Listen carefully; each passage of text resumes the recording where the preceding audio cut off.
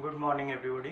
सो आज हम लोग कंटिन्यू करेंगे हमारा कोऑर्डिनेट ज्योमेट्री का नेक्स्ट पोर्शन। उसमें हम आज देखेंगे कि स्ट्रेट लाइन स्पेसिफिक कुछ न्यू कॉन्सेप्ट्स। पिछले लेक्चर में हमने डिस्टेंस बिटवीन टू पॉइंट्स और इंटरनली जब डिवाइड करता है कोई पॉइंट तो उसका कोऑर्डिनेट, एरिया का क्या फॉर्मूला होता है, उसके बाद सेंट्रोइड क्या होता है, कोलिनियरिटी क्या होती है यूजिंग एरिया।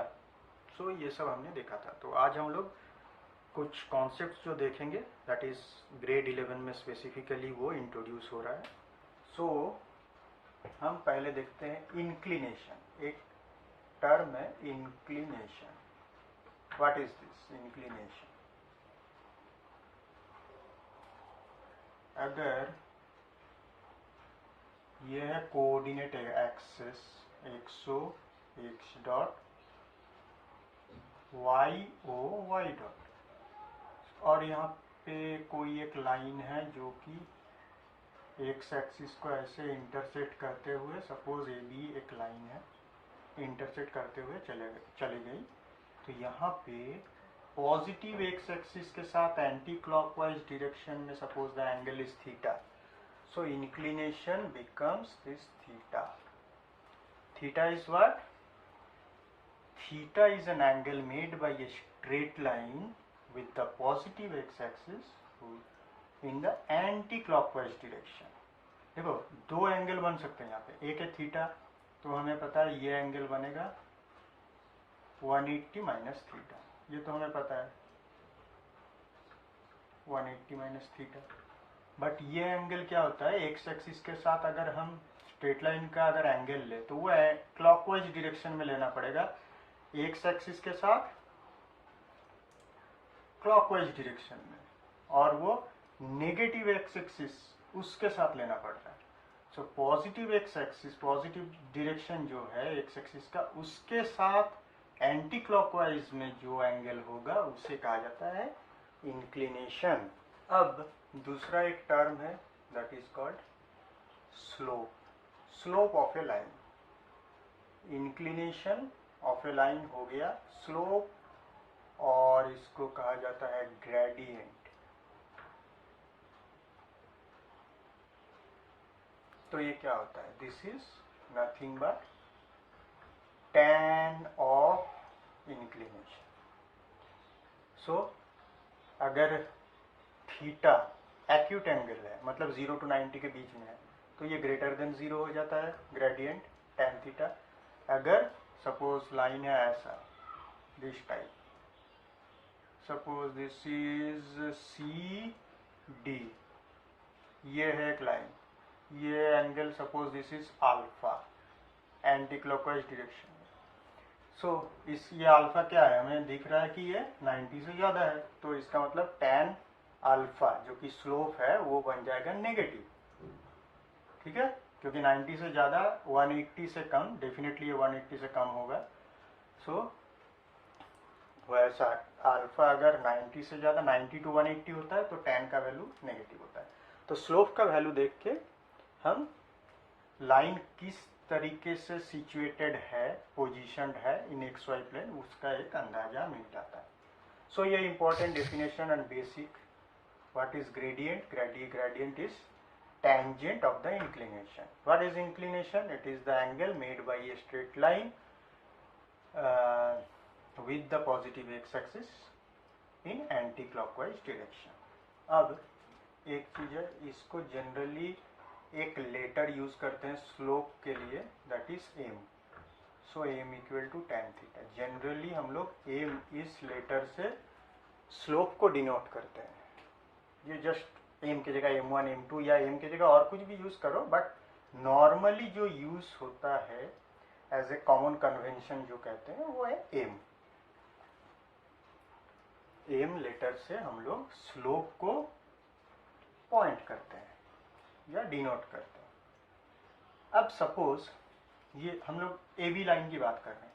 अगर ए बी होता है ऐसे पैरेलल टू एक्स एक्सिस, तो इसका मतलब ये अगर पैरेलल हो जाता है, suppose A B is like this, हम लोग उसको अभी मॉडिफाई नहीं करते हैं। Suppose this is axis, this is A B अगर पैरेलल हो तो देख वो उसका एंगल एक्स एक्सिस के साथ क्या होता है, अगर पैरेलल होता है तो हमें पता है एंगल, इसका एंगल और इसके बीच में दोनों में एंगल कभी नहीं बनेगा ही नहीं कभी, दैट इज जीरो एंगल।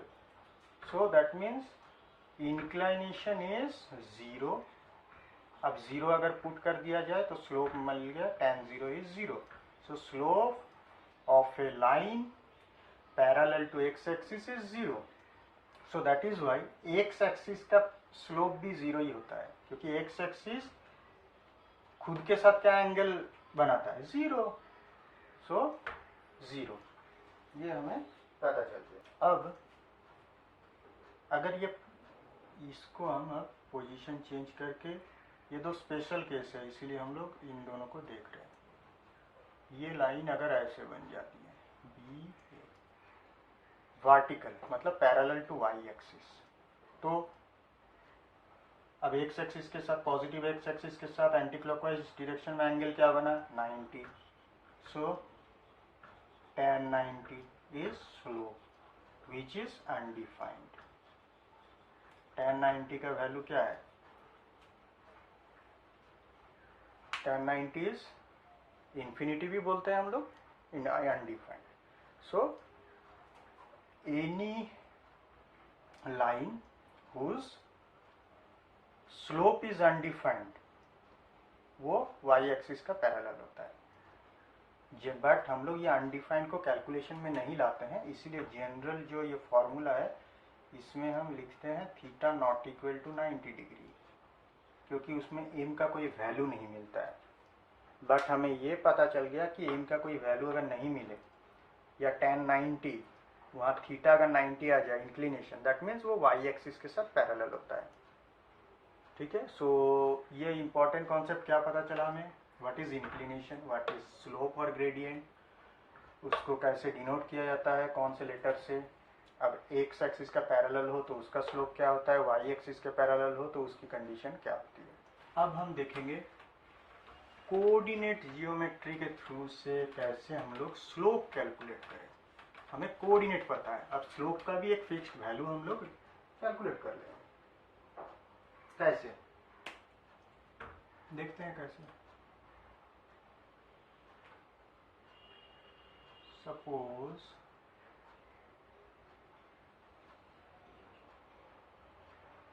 ये कोऑर्डिनेट एक्सिस है, बी और ए दो पॉइंट है, इसका कोऑर्डिनेट हम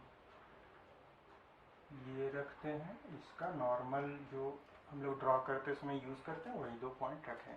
तो व्हाट इज द स्लोप, वो हम लोग को क्या करना है इस टॉपिक पे, यहाँ पे स्लोप कैलकुलेट करेंगे। What is slope of A B. देखो यहाँ पे हमें एंगल नहीं दिया गया है, सो tan थीटा करके स्लोप हम नहीं निकाल सकते, हमें स्लोप निकालना है। सो एक चीज देखो, इसका स्लोप कौन सा है, एक्सटेंड कर दी, क्योंकि एक्स एक्सिस को कहाँ इंटरसेक्ट कर रहा है वो देखना है, क्योंकि वहाँ पे ही एंटी क्लॉकवाइज डायरेक्शन में जो एंगल है वही तो बनता है ना इंक्लिनेशन। तो हम इसको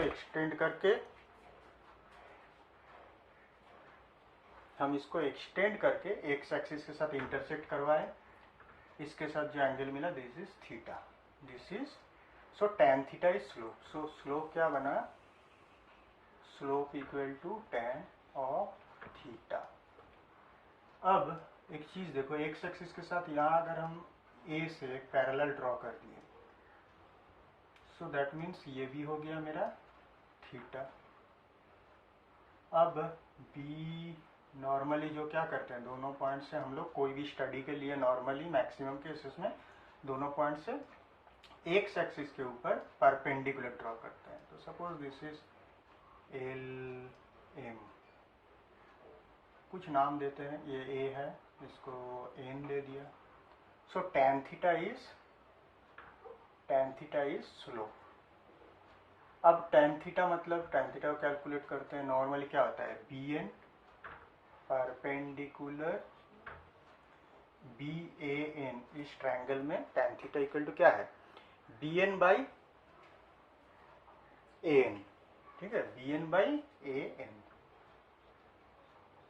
अब हमें वैल्यू कैलकुलेट करना आता है, बी एन मतलब, B N means B M minus M N, B M minus M N.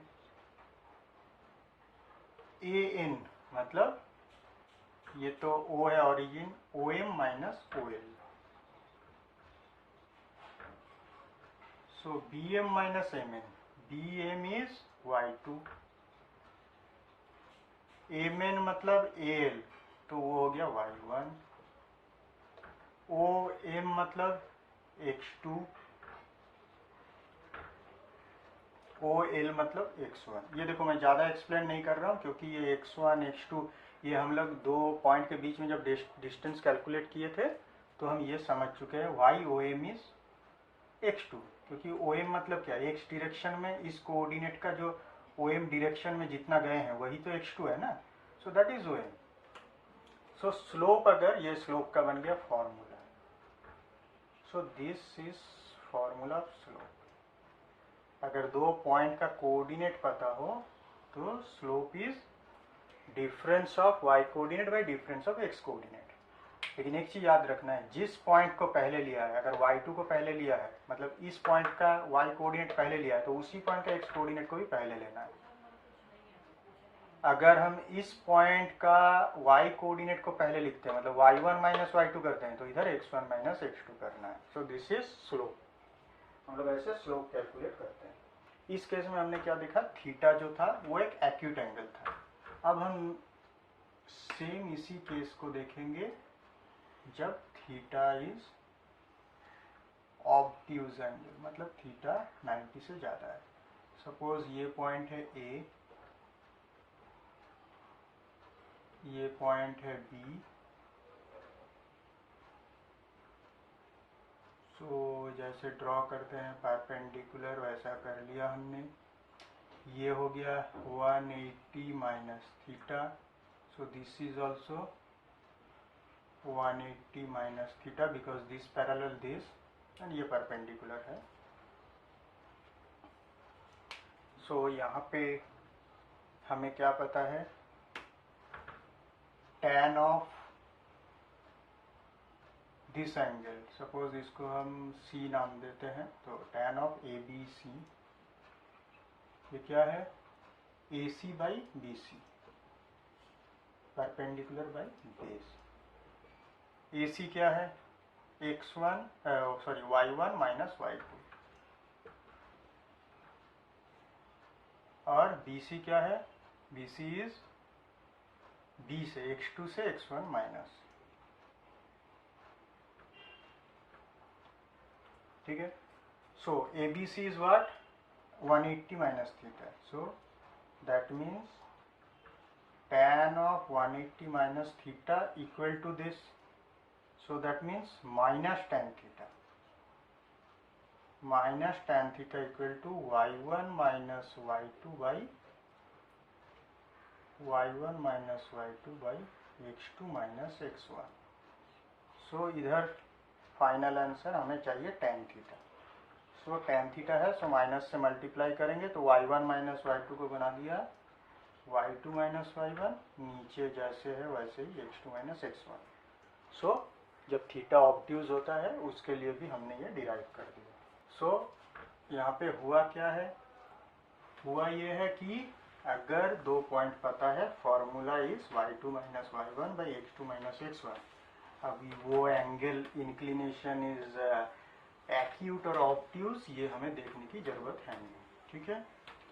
अब हम इस स्लोप को यूज करके कुछ केसेस देखेंगे। जैसे फर्स्ट केस यहाँ ड्रॉ करते हैं, देखो जियोमेट्री के जैसे यहाँ ड्रॉ बहुत करना पड़ेगा। Suppose this two lines are parallel, ठीक है, हम लोग उतना 100 एक्स्ट्रा उतना शो नहीं करेंगे, सिर्फ इतना ही। और ये दो line AB this is C D, ये पैरेलल है। इसका समझो m1 है स्लोप, दिस इज इसका m2, ये जो एंगल है ये है θ1, ये जो एंगल है suppose this is θ2। So slope of A B m1 equal to क्या हुआ tan θ1, slope of C D is tan θ2। अब समझो these two are parallel, parallel मतलब θ1 A B parallel C D implies θ1 equal to θ2, inclination is same, that means tan θ1 equal to tan θ2, tan θ1 means m1 equal to tan θ2 m2। सो कब parallel होता है? जब दो line का slope same हो जाता है, then those lines are parallel. अब समझो ये दो लाइन अगर परपेंडिकुलर बन जाए, ठीक है, ये स्पेशल केसेस है। सपोज ये ए बी है, स्लोप को यूज कर, स्लोप की कंडीशन हम लोग निकाल रहे हैं जब लाइन का बिहेवियर चेंज हो रहा है। ए बी और ये सपोज सी डी, ये है परपेंडिकुलर। तो यहाँ पे हम लोग कैसे अप्रोच करेंगे इसको? सो इसका सपोज ए बी का स्लोप m1, इसका हुआ m2, इसको एक्सटेंड करके पॉजिटिव एक्स एक्सिस के साथ एंगल सपोज θ2, इसका हुआ θ1। सो यहाँ भी सेम हमें क्या पता है, अब इस पोर्शन का करते हैं, m1 equal to tan θ1, m2 equal to tan θ2। अब एक चीज देखो, θ1 इज व्हाट? एक्सटर्नल एंगल, ये हमें पता है, पिछली क्लासेस में हमने ये जियोमेट्री किया हुआ है। External angle θ1 is equal to sum of the opposite two angles in a triangle. So this is equal to θ2 plus this 90 degree. So m1 equal to tan θ1 equal to tan 90 plus θ2, tan 90 plus θ2 हमें all sine tan cos उस rule से, coordinate geometrical rule से क्या पता है, 1 into 90 degree है, मतलब odd से मल्टीप्लाई कर रहे हैं। So this tan will become cot, and ये साइन के हाउस में जा रहा है, ऑल साइन के हाउस में, so sine will be minus angle θ2। या दूसरे कोई वे में कैलकुलेट करते हो, दैट इज ऑल्सो फाइन। मैं ऑल साइन tan cos का रूल फॉलो करता हूँ। सो माइनस 1 हम इसे लिखते हैं tan θ2, tan θ2 इज क्या है, m, सो 1 m2 है, सो 1/m2। So m1 equal to क्या आया, minus minus 1/m2, that means m1 m2 equal to -1। So देखो ये m1 m2 इक्वल टू जो -1 आया, ये condition of perpendicularity. Two lines are perpendicular to each other having slope m1 and m2, then m1 m2 must be equal to -1। ठीक है, those must be equal to -1। अब suppose हमें इस picture की कुछ ड्रॉ करना नहीं है, कुछ नहीं है, ये तो हम समझने के लिए ये सब समझे। अब देखते हैं, हमें दो पॉइंट दे दिया गया है। सपोज ये एक ट्रायंगल है, हम कोऑर्डिनेट एक्सिस वो सब कुछ ड्रॉ नहीं करेंगे, हम यूज करेंगे ओनली फॉर्मूलाज। ठीक है, सो यहाँ पे ए बी और सी तीन पॉइंट है। सपोज कोई भी आर्बिट्ररी 3 पॉइंट लेते हैं। सो अब हमें शो करना है, टेस्ट करना है बेटर ये बोले, इज इट आइसोसेल्स ट्रायंगल और इक्विलैटरल ट्रायंगल और ए राइट एंगल ट्रायंगल। तो सब पहले तीनों साइड का हमें लेंथ चाहिए, A B B C A C. A B is what,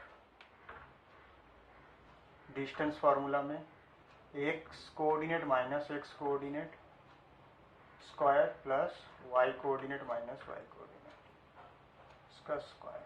so 1 + 1 2, this is root. B C, B और सी ये दोनों पॉइंट का X coordinate minus X coordinate का square plus Y coordinate minus Y coordinate का square. So 1 + 1 √2। A सी जब लेते हैं तो X coordinate minus X coordinate का square plus Y coordinate minus Y coordinate का square. So 2 square plus 2 square मतलब 4 + 4 is 8 मतलब 2√2।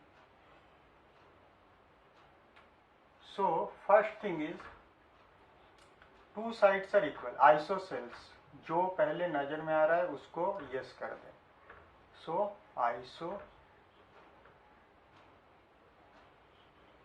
आइसोसेल्स ट्रायंगल, तीनों साइड इक्वल नहीं है, ए सी नॉट इक्वल टू कोई भी एक side, so not equilateral.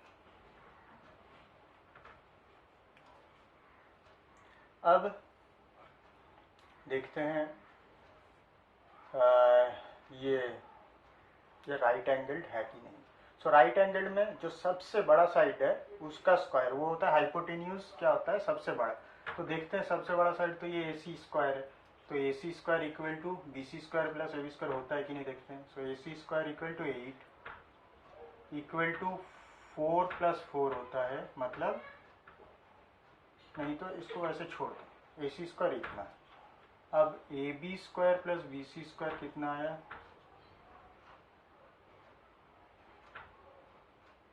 A B square 2 + 2 equal to 4। So this is 4, this is 8, so not equal, so right angle triangle नहीं है, सो आइसोसेल्स। अब एक चीज मैं पूछता हूं, is this A triangle, can it be A triangle? देखो यहाँ से और एक चीज सीखने मिली कि ये ट्रायंगल 3 पॉइंट दे दिए गए हैं, वो ट्रायंगल है कि नहीं वो भी चेक कर सकते हैं। सी हेयर, ए बी का लेंथ हुआ √2, बी सी का लेंथ भी √2, √2 + √2 equal to 2√2, that is equal to third side A C. So sum of 2 side equal to third side, that means ये पॉइंट सी एक्चुअली यहाँ पे है। ए बी सॉरी सी नहीं, यहाँ पे A B plus B C है ना, so actually B actually यहाँ पे होगा, A B plus B C equal to A C. So actually ये जो कंडीशन है sum of 2 sides of a triangle is equal to the third side, वो होता है collinearity, that means A B C are collinear. ये एक तरीका हुआ। एक ट्रायंगल को कितनी तरीके से एनालिसिस कर सकते हैं वो हमने समझा यहाँ पे। तो ये सब अलग अलग टाइप के प्रॉब्लम आते हैं ये कोऑर्डिनेट को यूज कर करके। अब समझो इसको और एक तरीके से एनालिसिस करते हैं। यहाँ तो हमने क्या किया, साइड को लेके किया, लेकिन अब हम स्लोप सीख चुके हैं ना, स्लोप को लेके एनालिसिस करते हैं। सपोज अब इस बी को भी छोड़ देते हैं, सपोज नॉर्मल ट्रायंगल के हिसाब उसी हिसाब से इसको ट्रीट करते हैं। सो सपोज इसका स्लोप बना, इसको एज्यूम करते हैं ए बी का स्लोप। ये लिखना पड़ता है बट मैं यहाँ पे उतना नहीं लिख रहा हूँ, यहाँ पे लिखना पड़ता है let the slope of A B B C and A C B m1 m2 m3 respectively.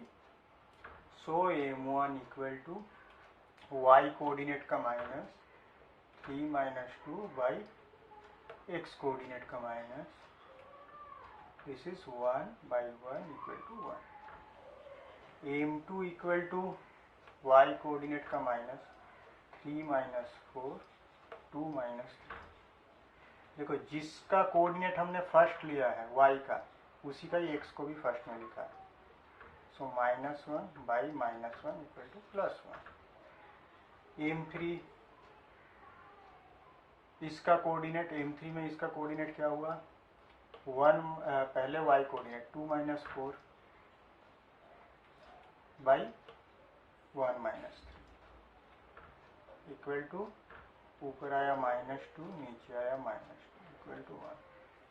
सबका स्लोप एक है, तो इसका मतलब क्या हुआ, BC के साथ, अब इसको एनालाइज करो, M1 इज AB का स्लोप जो है, AB का slope that is equal to M2 मतलब BC का स्लोप। सो इसका मतलब AB का स्लोप BC का स्लोप, अब B के साथ स्लोप का भी इक्वल होता है जब lines are parallel. So B के थ्रू B, हमारे पास दो लाइन है, थ्रू B दोनों का स्लोप AB और AC इक्वल है। दैट मीन्स B के साथ हम पैरेलल लाइन B से और एक पैरेलल लाइन हम ड्रॉ नहीं कर सकते, AB का पैरेलल और नॉन नहीं ड्रॉ कर सकते through this point. So that means ये इसके साथ कोइंसाइड करेगा, AB एंड BC कोइंसाइड, मतलब क्या, C पॉइंट कहाँ हो गया, AB के ऊपर ही हो गया। ठीक है, हम इस पॉइंट से B से कोई भी पैरेलल लाइन AB का और नहीं ड्रॉ कर सकते। AB से ट्राई करो, B से हम AB का पैरेलल नहीं ड्रॉ कर सकते। That is the only possibility is when C is on AB। सो यहाँ से पता चल गया कि ABC कोलिनियर। दूसरा कोई पॉइंट लेके टेस्ट करो, सॉरी ये होगा 3। दूसरा कोई पॉइंट लेके ट्राई करो, M2 M3 लेके, तो भी सेम आएगा। M2 is BC, so suppose this is BC। M3 is AC का स्लोप सेम मतलब पैरेलल, तो हमें AC ड्रॉ करना है BC का पैरेलल, मतलब C से BC का पैरेलल क्या ड्रॉ कर सकते हैं, no not possible. So only possibility है A BC के ऊपर। तो यहाँ से हमें क्या पता चल गया, this is also indicates collinearity of 3 points. So देखो हम लोग ऐसे स्लोप को, लेंथ को, ये सब यूज कर करके कैसे जियोमेट्रिकल फिगर की अलग अलग स्टडी कर सकते हैं। एरिया निकालने बोले, देखो कोलिनियरिटी हमें क्या पता है, हमने और एक देखा है कि एरिया का फॉर्मूला यूज करके हम लोग कोलिनियरिटी है कि नहीं वो शो कर सकते हैं, वो लास्ट लेक्चर में हमने देखा है। So let's try that also. तो चलो स्लोप को भूल जाते हैं, एक प्रॉब्लम को हम अलग अलग साइड से अप्रोच कर रहे हैं ताकि हमें आइडिया हमारा बहुत क्लियर हो जाए। सो एरिया इक्वल टू, एक प्रॉब्लम को बहुत तरीके से अप्रोच करना आ जाए हमें। सो क्या क्या पॉइंट है पहले लिखो सीरियली, 1, 2, 2, 3, 3, 4। पहले का अगर x कोऑर्डिनेट लेते हैं तो सेकेंड वाला y से थर्ड वाला y को माइनस, प्लस जब सेकेंड का x लेते हैं थर्ड वाला y से फर्स्ट वाला y माइनस, थर्ड वाला जब x लेते हैं फर्स्ट वाला x से सेकेंड वाला x minus, area equal to this. So this is -1, ये हुआ 2 × 2 4, यहाँ 1, यहाँ -1 × 3 -3। सो हाफ इंटू, देखो ये 0 है, सो 0। दैट मीन्स ABC तीनों पॉइंट क्या हो गए, कोलिनियर हो गए। ठीक है, सो ABC तीनों पॉइंट कोलिनियर हो गए। सो ऐसे हमने ABC तीनों पॉइंट का एरिया यूज करके भी कोलिनियरिटी प्रूव कर दी। अब सपोज हमारे पास एक और एग्जांपल लेते हैं।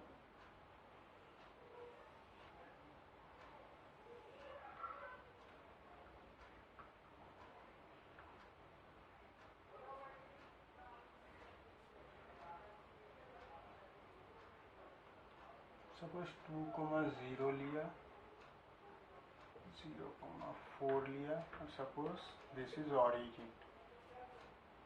तो इस ट्रायंगल को हमें टेस्ट करना है। सो ट्रायंगल का ABC, सो ए सी क्या हुआ, A C is X coordinate से X coordinate minus Y coordinate से Y coordinate minus, so actually आया 2। बी सी क्या आया, एक्स कोऑर्डिनेट से X coordinate minus plus Y coordinate 4 से 0 को माइनस, सो दिस इज 2 स्क्वायर 4 और 4 मतलब 20 आ रहा है, 20 मतलब 2√5।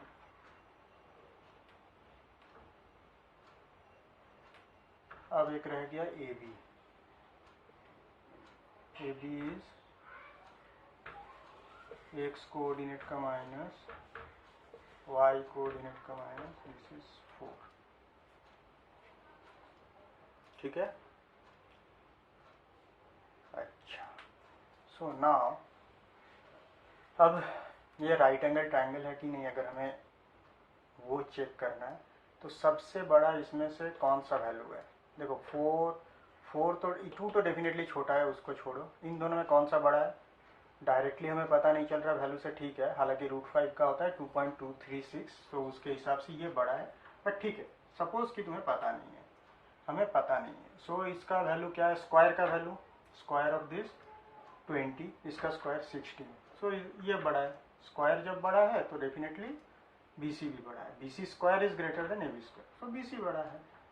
जब राइट एंगल ट्रायंगल में हम लोग AB square plus BC square equal to AC square जब एज्यूम वो प्रॉपर्टी अप्लाई करते हैं तो क्या होता है, हाइपोटेन्यूज ऑलवेज लॉन्गेस्ट होता है। सो जो लॉन्गेस्ट वैल्यू है BC, उसको ऐसे हाइपोटेन्यूज यूज करके BC स्क्वायर किया तो वो 2√5 का स्क्वायर बना, दैट मीन्स 20।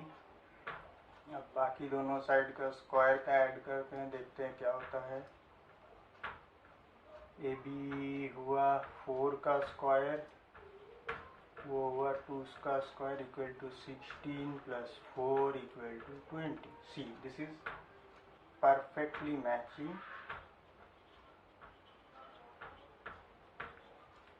सो इसके हिसाब से हम कह सकते हैं this is right angle triangle with BAC as 90 degree. ये हुआ विथ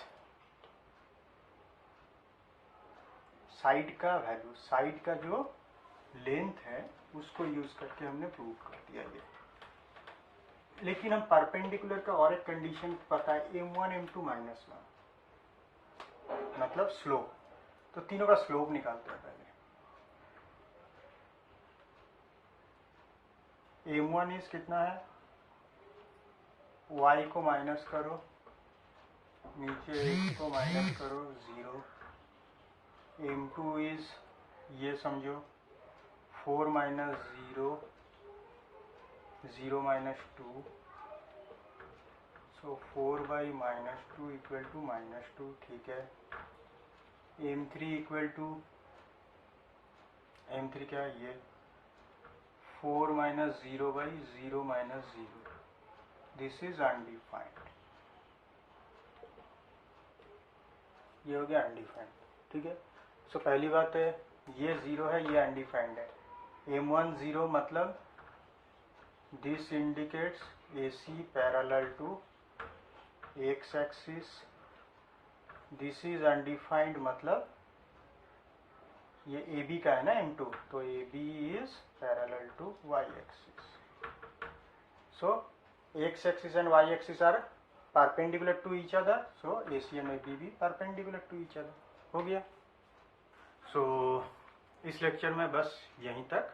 अगले लेक्चर में हम और कुछ नए कॉन्सेप्ट देखेंगे। तब तक के लिए थैंक यू।